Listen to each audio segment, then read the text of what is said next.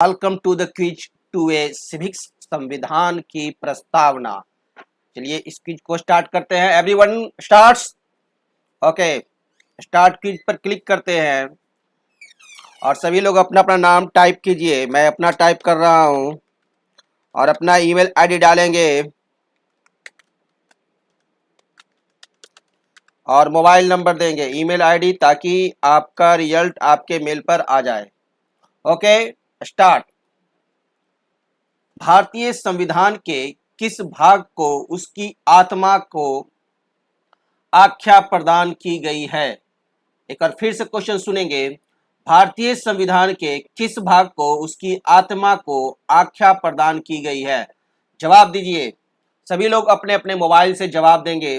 Yes, प्रस्तावना। 88% students का कहना है प्रस्तावना को उसकी आत्मा को आख्या प्रदान की गई है। और सबमिट करके चेक करते हैं क्या है। वेल डन, सही है। ये जवाब सही है कि भारतीय संविधान के प्रस्तावना को उसकी आत्मा को आख्या प्रदान की गई है। नेक्स्ट क्वेश्चन की तरफ मूव करते हैं। संविधान निर्माताओं ने किस पर विशेष ध्यान दिया था? संविधान निर्माताओं ने किस पर विशेष ध्यान दिया था? जवाब देंगे। सही जवाब है प्रस्तावना पर। ओके, 93% स्टूडेंट्स का कहना है प्रस्तावना पर।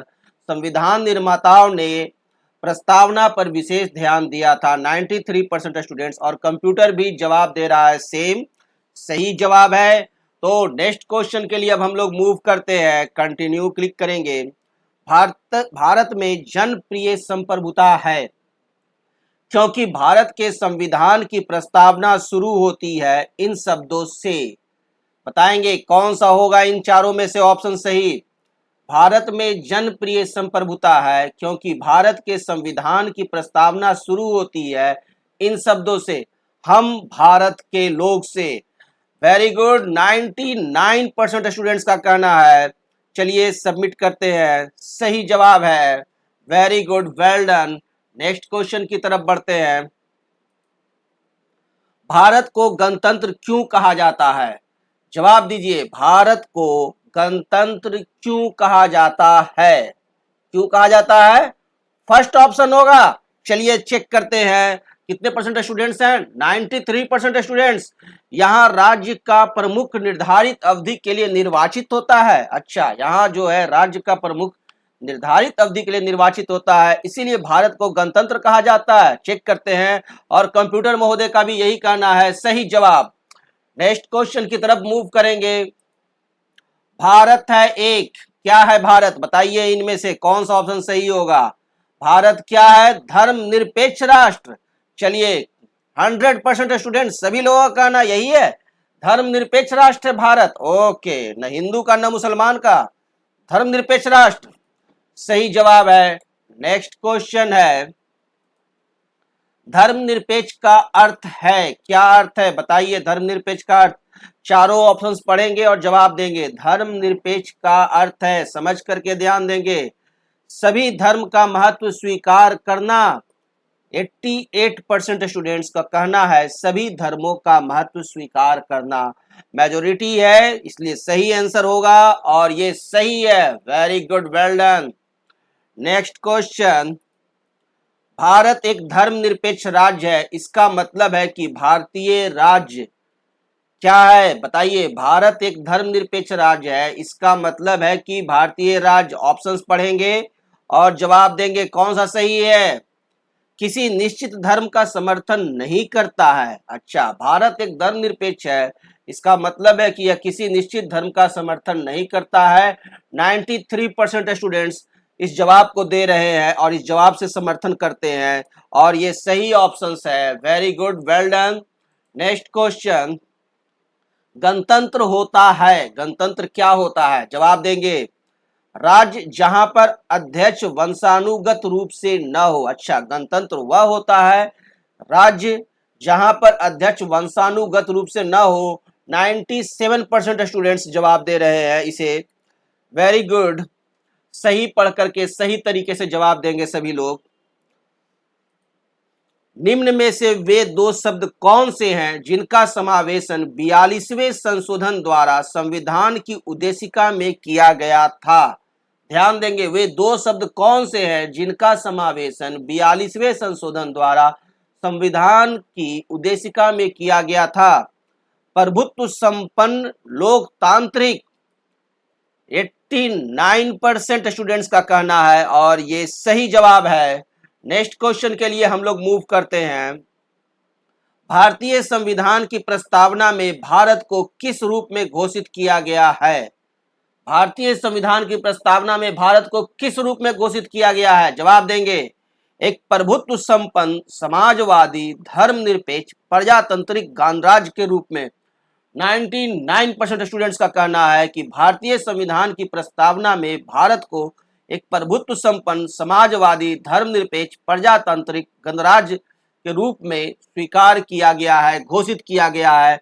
और देखते हैं कंप्यूटर महोदय सहमत रख रहे हैं इसी जवाब से। सही जवाब है, मेजोरिटी सही चल रहे हैं, हमारे स्टूडेंट्स पढ़ रहे हैं, ये बता रहा है। नेक्स्ट क्वेश्चन है, भारत एक गणतंत्र है, इसका अर्थ है क्या है? भारत एक गणतंत्र है, इसका अर्थ है भारत में वंशानुगत शासक नहीं है। भारत में वंशानुगत शासक नहीं है, इसका अर्थ है। और ये जवाब है 87% स्टूडेंट्स का और ये सही जवाब है। नेक्स्ट क्वेश्चन की तरफ हम लोग मूव करते हैं। निम्न में से कौन सा शब्द भारत के संविधान की उद्देशिका में नहीं है? कौन सा संबंध भारत के संविधान की उद्देशिका में नहीं है? जवाब दीजिए। यहाँ 4 शब्द दिए गए हैं। लोक कल्याण, अच्छा लोक कल्याण भारत के संविधान की उद्देशिका में नहीं है। कितने परसेंट स्टूडेंट्स कह रहे हैं? 78% स्टूडेंट्स का ये कहना है। ओके, वेल डन, सही जवाब है, सही जवाब आया है आप लोग की तरफ से। नेक्स्ट क्वेश्चन, कल्याणकारी राज्य का उद्देश्य है, क्या उद्देश्य है?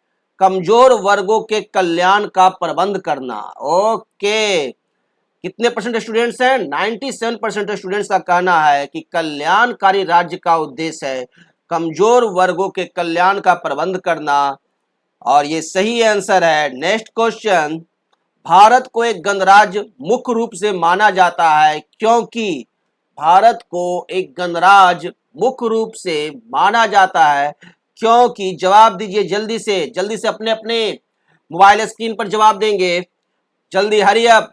क्या है? राज्याध्यक्ष का चुनाव होता है। ओके, 85% स्टूडेंट्स का कहना है राज्याध्यक्ष का चुनाव आता है और हम जानते हैं कि हमारे यहाँ स्टूडेंट्स जो मेजोरिटी रहता है वही सही आंसर भी होता है और वही कंप्यूटर का भी आंसर होता है। और ये सही जवाब आया है हमारे स्टूडेंट्स की तरफ से कि भारत को एक गणराज्य मुख्य रूप से माना जाता है क्योंकि राज्याध्यक्ष का यहाँ चुनाव होता है। नेक्स्ट क्वेश्चन, भारतीय संविधान की प्रस्तावना के सिलसिले में निम्न में से कौन सा क्रम सही है? ध्यान देंगे, अच्छी तरह से पढ़ेंगे सभी लोग और जवाब देंगे कि भारतीय संविधान की प्रस्तावना के सिलसिले में कौन क्रम सही है। अच्छी तरह से पढ़ के देंगे। सार्वभौम, सत्ता संपन्न, समाजवादी और उसके बाद क्या होगा? सार्वभौम, सत्ता संपन्न, समाजवादी, धर्मनिरपेक्ष, जनवादी, गणतंत्र। अच्छा, यानी तीसरा ऑप्शन आप सभी लोग सेलेक्ट कर रहे हैं, सार्वभौम, सत्ता संपन्न, समाजवादी, धर्मनिरपेक्ष और जनवादी गणतंत्र। 67% स्टूडेंट्स ये जवाब दे रहे हैं और इससे सहमत है। देखते हैं कंप्यूटर क्या कह रहा है और कंप्यूटर का भी जवाब यही है कि भारतीय संविधान की प्रस्तावना के सिलसिले में सही क्रम है सार्वभौम, सत्ता संपन्न, समाजवादी, धर्मनिरपेक्ष, जनवादी, गणतंत्र। एक्सलेंट। नेक्स्ट क्वेश्चन है हमारा, संविधान की प्रस्तावना में प्रयुक्त शब्द सेक्युलर का अर्थ है। संविधान की प्रस्तावना में प्रयुक्त शब्द सेक्युलर का अर्थ क्या है? सभी नागरिकों को धर्म एवं उपासना की स्वतंत्रता। सही जवाब है, सभी नागरिकों को धर्म एवं उपासना की स्वतंत्रता। 93% स्टूडेंट्स का कहना है और ये सही जवाब है। नेक्स्ट क्वेश्चन है, शब्द धर्मनिरपेक्षता भारत के संविधान की प्रस्तावना में जोड़ा गया था। इसके विषय में निम्न में से कौन से कथन सही है? यह वर्ष 1976 में जोड़ा गया था, यह 42वें संविधान संशोधन द्वारा जोड़ा गया था। कौन सा कथन सही है कि इनमें से दोनों होगा? कौन सा जवाब होगा? तो आप लोगों का कहना है कि दोनों होगा। शब्द धर्म निरपेक्षता भारत के संविधान की प्रस्तावना में 1976 में जोड़ा गया था और 42वें संविधान संशोधन द्वारा 97% स्टूडेंट्स इस जवाब से सहमत रख रहे हैं और कंप्यूटर भी इसी से सहमति जता रहा है। नेक्स्ट क्वेश्चन है, भारतीय संविधान की प्रस्तावना में लिखित हम भारत के लोग से क्या अर्थ निकलता है? हम भारत के लोग से क्या अर्थ निकलता है? ऑप्शंस पढ़ें और जवाब दें। जल्दी कीजिए, आप ऑप्शंस को पढ़िए और जवाब दीजिए। संविधान का निर्माण भारत की जनता द्वारा हुआ है।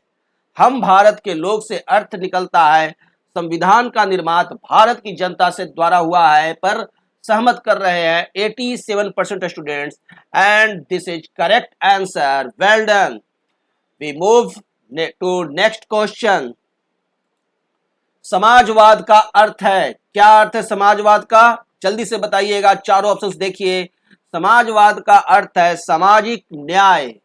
समाजवाद का अर्थ है सामाजिक न्याय। 99% स्टूडेंट्स कह रहे हैं और ये सही जवाब आ रहा है आप लोग की तरफ से। और लास्ट क्वेश्चन की तरफ हम लोग मूव करते हैं और ये रहा हमारा लास्ट क्वेश्चन इस टेस्ट सीरीज का। सामाजिक समता का अर्थ है, क्या अर्थ है? सामाजिक समता का अर्थ है भेदभाव का अभाव। 99% स्टूडेंट्स कह रहे हैं सामाजिक समता का अर्थ है भेदभाव का अभाव और ये सही जवाब है। एक्सलेंट, आप लोगों ने मेजोरिटी का 100% जवाब सही आया है। अच्छा गेम चला ये। Congratulations, all of you have passed और इस तरह से आप लोग पास किए हैं। Okay, thank you.